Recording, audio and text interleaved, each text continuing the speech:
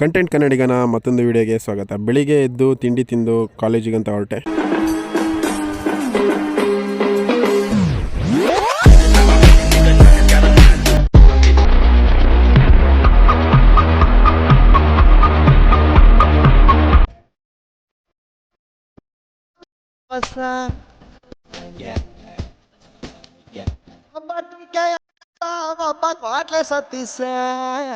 College ಮುಗಿಸ್ಕೊಂಡು ನಮ್ಮ ನಡೆ ಹಾಸ್ಟೆಲ್ ಕಡೆ.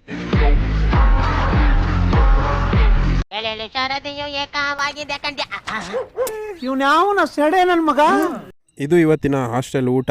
ಮುದ್ದೆ ಮತ್ತು ಬೇಳೆ ಸಾಂಬಾರ್. ಸಂಜೆ ಕ್ರಿಕೆಟ್ ಆಡೋಣ ಅಂತ ಹೋದೆ. ಇವತ್ತಿನ ರಾತ್ರಿ ಊಟ 2 ಮುದ್ದೆ ಜೊತೆ 1 ಮೊಟ್ಟೆ, ಸೊಪ್ಪಿನ ಸಾರು ಅಷ್ಟೇ.